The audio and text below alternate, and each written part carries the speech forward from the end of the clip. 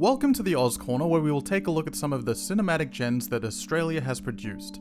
The first film to feature in this series is the tense, psychological thriller You'll Never Find Me, starring Brendan Rock and Jordan Cowan. The film was written by Indiana Bell and was directed by both Bell and Josiah Allen. The story centers around a man living alone in his caravan, whose peace is disturbed by an enduring storm and a stranger at his doorstep. The story begins with one of our central characters, Patrick, sitting alone in his trailer late at night, listening to the radio whilst a storm rages outside. He flashes back to a vision of a woman approaching his car in the rain, but his night is soon interrupted by a knock at the door, and whilst he is hesitant at first, he eventually opens the door to find a young woman drenched and freezing from the storm outside. She reveals that her car is broken down and she needs assistance, but her story seems a little suspicious to Patrick. She is invited in, but as the night continues, we begin to question both the characters and their true intentions. Now, in order to talk any further about this film, I do need to spoil it. If the movie seems interesting so far and you want to watch it for yourself, stop here and come back later. Moving on. The framing of scenes tends to alternate often. You're watching as an observer, yes, but certain moments are coming from the view of Patrick, whilst others are coming from the visitor. The visitor often sees blood and hallucinates other things that might not be there, whilst Patrick has been hallucinating the whole time. That's right, the visitor is just a part of his own psyche there to torment him to some degree. Everything comes to a head when he breaks mentally, and during a guilt-ridden psychotic episode, surrounded by all of the women he has killed in the past, they force him to drink a bottle of whiskey which he had earlier laced with a lethal amount of GHB, when he was trying to subdue the visitor. In the end, we see Patrick snap back to reality where he appears to be relieved. Maybe he's happy that it's all over. The guilt is washed away and he will soon succumb to the poison he drank. Now, it is important to say that the directing and cinematography both play a pivotal role here. Making this film in a single location can certainly save budget, but could potentially give the impression that the crew is taking an easy approach to filmmaking. My personal opinion is that in some instances it can make things infinitely harder. This applies to You'll Never Find Me.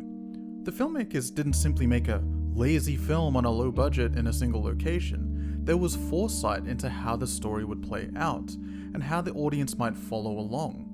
There were a number of interesting shots, and I rather enjoyed the darker moments in which darkness surrounds most of the screen.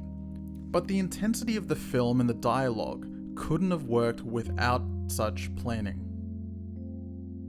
Speaking of the dialogue, the writing is fantastic. Stories like this are great. There's a lot of interesting dialogue considering its rather contained setting. It's not saturated in witty remarks or philosophical gesturing, but it's refreshing. And instead, it's there, slowly and constantly turning the screws on its audience. Give you food, something to drink, somewhere to stay. I'm not going to let you guilt me into staying. You'll let me the fuck out. The second viewing is interesting as you're now aware that this entire interaction unfolds in Patrick's mind. The visitor arrives in bare feet and was just at the beach because this mirrors his interaction with this young girl all those years ago. Their conversation might not be how she would communicate with him in reality, but rather how his projection of her exists in his mind. There's an interesting interaction where the visitor wants to leave, but Patrick goes in a generalized rant about how people perceive him, even though they're correct. I find it interesting how you people do this. How you invite yourself into my life and then act like I dragged you here. Or dialogue which seems a little obscure, but is simply his psychopathic tendencies leaking out. Like your thoughts are leaking into your life.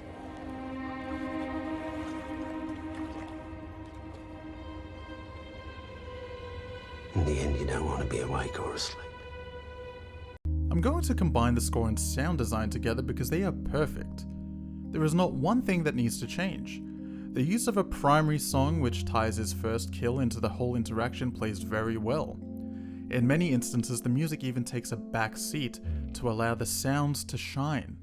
From the storm to the knocking on the door, the sounds in this movie are present and very effective. The range in this film isn't that wild, but within that range are two outstanding performances by the main cast.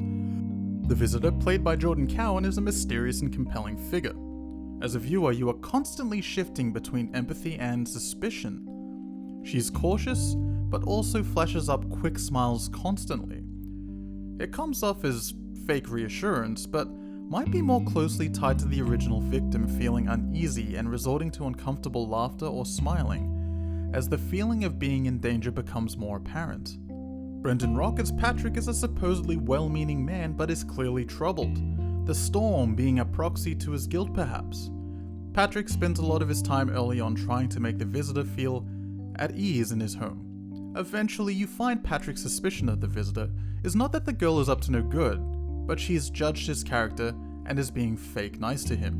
Brendan's portrayal of a killer descending into the craziness of his own mind was captured well, and a lesser on-screen pairing could have potentially missed out on illustrating these character points. Overall, I have to give this film 5 stars. It's incredible, it's tense, well shot and well acted. There is a strange irony that it's rewatchable, but it's also not rewatchable if you know what I mean. You already know the ending, and you know the twist, but there's a lot of nuance that you can pick up on that second watch. All departments from the set designers to the cinematographer nailed their jobs, and this culminated into a refreshing yet fantastic viewing experience. It's a great reminder that not all films need to have a massive budget, and that Australia is still producing great cinema. Now, if only they had a bigger advertising budget.